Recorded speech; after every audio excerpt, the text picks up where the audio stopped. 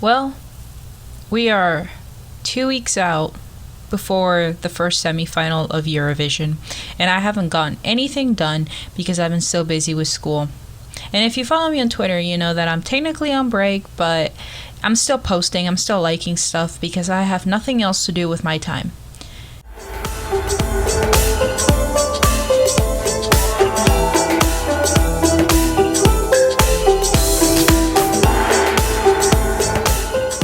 Welcome back to Dank Eurovision. And this is kind of a panic video because I just realized that we have 2 weeks left for Eurovision, which means that I have 2 weeks to get my finals done. And have I gotten started on my finals? No. Have I been studying for my finals? Also no. Which brings me here. I thought I'd make this video because I realized I haven't posted a rant for a very long time, and I've just been posting loops and my top 40, which was kind of a pain to do. If you guys don't know, I posted my top 40, and originally it was going to be one big video. A lot of effort went into it. I literally worked on it for 2 days. And, well, YouTube said no. It kept getting blocked worldwide. The only country that you could watch said video on is in the United States. So that's that. Wasn't very happy about that because I felt like I wasted so much time, so much effort for it to keep getting blocked worldwide. Was not very happy about that.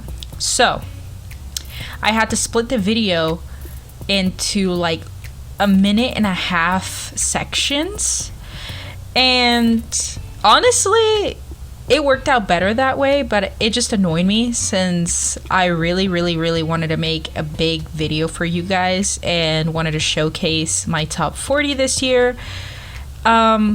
So yeah, I wasn't very happy about that, but I realized that all of you hated my top 40 because I have more dislikes than likes on the videos. It's absolutely ridiculous, and I don't know why you guys hate it so much, but that's okay. Anyway, enough about me sharing my woes on YouTube, about YouTube.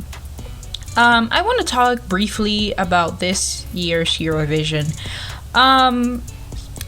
When Ronela won in Festival Ikengues back in December, I was like, oh my god, we're getting good songs this year. Like, this year is going to be really good. But then I thought to myself, wait, I don't think we're going to be getting that good of a Eurovision because we had 2 Eurovisions, if you include 2020. But 2021 was pretty good. The majority of the songs were fantastic. However, the production value was fantastic too. So I thought to myself, are we getting 2 Eurovisions in a row? Well, 3, like, that are really good? We'll see. Chanel wins for Spain. Song's pretty good, although I still wanted Tara to win, but that's okay. It happens. I may or may not be a Chanel stan. Let's go. She was my first place for 3 weeks, and then it became Monica Liu, which we're gonna get into. My queen. I love her so much. So I thought to myself, are we really getting a 3rd Eurovision in a row? Are we really doing this year?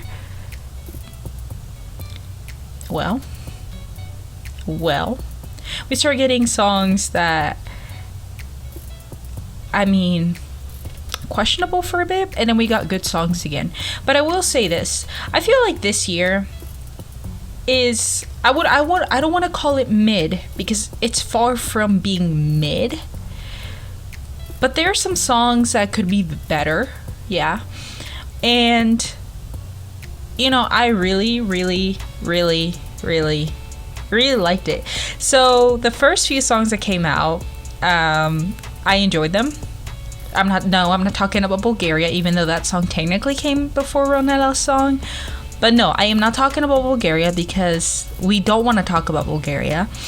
But rather, I enjoyed the first few songs that came out. And then after that, people were like, oh my god, we're getting the worst year in Eurovision this year. And I will admit, some of my favorites are not sending great songs. Like, I expected a bit more from Azerbaijan and Armenia, but I do like the songs. They're okay. I mean, they're pretty low for me this year, and they're okay. But I was expecting a little bit more. And people are probably going to try to cancel me for saying that, but I really wanted, I don't know, I just wanted something different. And I do like Rosalind's song. I do like her song. It's not bad. Fade to Black is okay, but it's not my favorite. And this year has brought a lot of surprises for me, and I realized that the moment I started making my top, and as soon as I started hearing some songs, I realized, wait a second, this year, for the first time ever, I like Lithuania, and Lithuania is my winner. And Lithuania is my winner this year.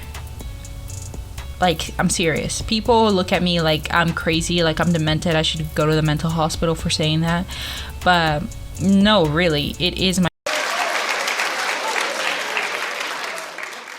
She's got a point. She's an icon. She's a legend. And she is the moment. Now, come on now. My first place. And a lot of people I know have that song like really low or in the middle. But to me, I just enjoy that song. It's cool. I don't know. There's just a melancholy to it that I really enjoy. I don't know. I really can't explain it. And honestly, Sentimentai is one of my favorite songs ever, I would say, in the history of Eurovision.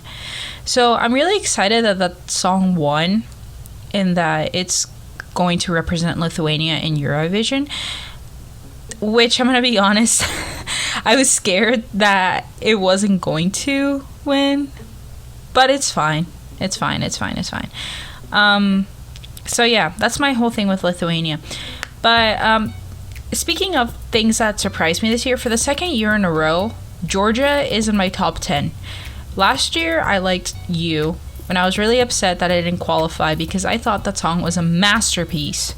This year, when I listened to Lock Me In, I didn't think that it was a song that I would like. But I mean, I like a lot of different songs. I like good songs, weird songs, fast songs, dance songs, art pop, hyper pop, heavy metal, death metal. I like it all. And this song, I don't know, to me it's really unique because I've never heard a song quite like it. And for some reason, my brain just started like playing on repeat over and over and over and over. It's ridiculous. But I love that song. And there's just something really, really catchy and cool about it that I wasn't expecting. And so I really hope Georgia does well this year, but who knows? It's dead. It's like second to last on the Eurovision scoreboard, but I know that doesn't really project how a song will do in the contest from what I've noticed, but it's definitely not a favorite. Like, for a lot of people, it's not a favorite. I love it though. Speaking of another surprise, Moldova's song, I can't talk. Moldova's song is really good. I love it. I really, really do. And I say that unironically. I enjoy that song. I literally play that song. It's just so... There's a lot of charisma going on, lots of things going on, and I absolutely adore that song. And many people are like, why do you like it? And I'm like, well, because it sounds very folky. And I think one of the things that Eurovision is kind of missing right now is that ethno vibe. I don't know about you guys, but for me, whenever I'm listening to when I listen to Eurovision, I get into this mood when I listen to ethnic songs or songs that have these ethnic elements. For some reason, it paves the way for me for the summer, and I just listen to like Greek music, Turkish, Balkan, anything that has that ethnic element to it, especially if it's really upbeat. Eurovision kind of helps me get into that mindset, and it helps me enjoy that type of music a bit more than just having simple pop songs. And I'm not saying all of them this year have pop songs that are just like simple with a simple melody, same chord progressions or whatever. Rather, I just feel like right now, the past few Eurovisions, I feel like we haven't been getting the ethnic songs that we deserve. That could just be my opinion. It probably just is. I don't know how you guys feel about that. But I would like to see more ethnic influences, like back in the 2000s, but nowadays in Eurovision. And something that I really wanted to talk about as well is Cyprus' song. They didn't use a Spanish title this year. Woohoo! I really like Ella. I love that song so much. And that song just really, really is getting me so hyped up for the summer. Because this summer I'm planning to, like I just said earlier, it's really getting me in this mood where I just want to listen to music from the Mediterranean countries, especially like the Balkans, Turkey, Greece, all of those countries. And I don't know, it just puts me into this vibe and this mindset. But Ella, I think Cyprus did a great job this year with not going with the dance Spanish title track pop banger that they've been sending since Fuego. I think Ella is a song that really will suit them, and that it's just, I don't know, like I just think it's a good fit for them this year. I think they've done really well with selecting their song. And lately I've been listening to some of the older Cypriot entries, like what's that one, Manamu, Anavisi, when she represented Cyprus, and then early 2000s Cyprus entries are the best in my opinion. So I'm very excited about that. I really like Ella, and I really hope it does well in the contest. I really, really, really, really, really loved it. So I'm excited to see how that song does. Now, speaking of songs doing well, I want to talk about Ukraine. Can we talk about the fact that, I mean, at least I thought that we might not get Ukraine this year in the contest, because the Kalush Orchestra, I thought they were going to be, fighting for Ukraine, and they were not going to be able to come. So I have a lot of respect for them, for a lot of things and a lot of reasons. But I know that Eurovision may not be the most important thing to Ukraine right now, but I'm just really happy that they're going to be able to join us in Turin. And, I just hope that they're going to be able to make it, that they're safe, that, right now there's no guarantee how things will be by the time we get to Eurovision. But, I have a lot of respect for them right now. And I really love their song as well. Also, Israel. What's been going on with Israel? Because the other day I woke up and I saw a bunch of tweets saying that Israel might not be coming to Eurovision this year. And I'm like, are we losing another country? Hello? But then again, sometimes safety is more important than coming to Eurovision, and I totally understand that. But people have said that in the rehearsal schedule, Israel is on there, but then they said they weren't going to be on there. And then people were saying in tweets, and even the broadcaster was saying they weren't sure if they were coming. So I don't know what the whole situation with Israel is, but I just hope that everything's okay. I know there was some drama earlier in the season about Israel and how Michael Ben David wanted to quit. So I don't know what's going on with Israel, and it's hard to keep up because sometimes, there aren't any resources that are available to, I don't know, like it's so hard to find anything that's reliable, really. So I've been trying to look on the internet and I really can't find much about it. It just says something about safety. So I really don't know. And then people are posting the schedule saying that Israel is going to do rehearsals, that they're on the schedule, but then no, they're not going to participate, and also they're not sending their their life on tape? I don't know. So we'll just have to see. But this year has been interesting. I think the Eurovision season has been quite interesting this year, to say the least. But I'm really excited. I'm really excited to see how this year turns out. And I'm really excited to see, you know, I don't know if COVID is still, yeah, it's still a thing. But I haven't been hearing much about it lately. But this is our second Eurovision coming back, I guess, in a more normal way. I think it's a little bit more normal. I have no idea.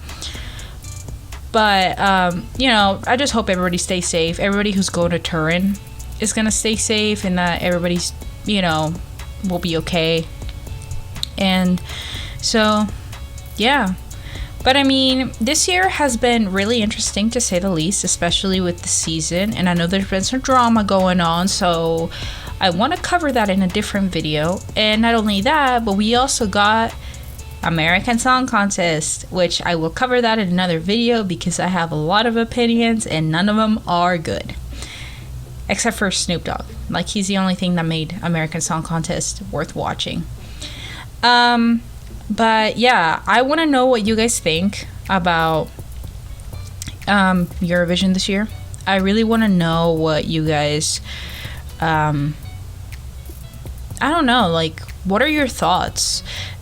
What do you guys think? Are you guys happy with this year's songs? Do you guys think this is the best Eurovision ever? Do you think it's the worst? Do you think it's mid? Do you think it's meh? Do you think it's, I don't know, like, would you rather hear Nails on a Chalkboard than listen to some of the songs? Because that's how I feel about Norway's song. But anyway, you guys, that's it. That's the video for today, because I want to put out a video of me ranting before the season starts, because I don't think I'm going to be able to make one before Eurovision actually starts, since I'm so busy and I have nothing else going on in my life except for school, and I'm barely paying attention to this channel. But I'm trying to post as much as I can, and I'm doing my best. So anyway, you guys, thank you for watching, thank you for the support, and thank you so much for 54 subscribers and 10k views. That really means a lot to me, you guys, and I really can't express how thankful I am for all of you and for the slight attention you guys give to my videos. So I really appreciate that, and thank you so much. So remember, love yourself, guys, and stay safe. So, because I can't wait till Eurovision. So also, let me know who you guys think it's gonna win. Who do you think is gonna win this year for Eurovision? Because I don't know. I feel like Spain might win, but people say it's Sweden. But it might. What if? Listen, hear me out, you guys. What if a country that no one expects will win Eurovision? What do you guys think? Like, do you guys think an unexpected country might win? Do you guys, out of all the dark horses we have, so one of them is gonna win? Who knows? We'll see. Anyway, you guys, this has been a Dank Eurovision video. And like I said earlier, stay safe and love yourself. Also, I forgot to mention this, but we don't have a French song this year. And last year we had 2 in the top 3. And this year, France's song is in Breton, which I find interesting. I love that. I love that song. I love the Breton language. It's really cool. And I learned about it in my courses. Anyway, you guys, I'll let you go because I've talked enough. I ranted a lot and my brain is just going all over the place now at this point. I'm just rambling about with no sense of direction. So anyway, you guys, until next time, bye bye.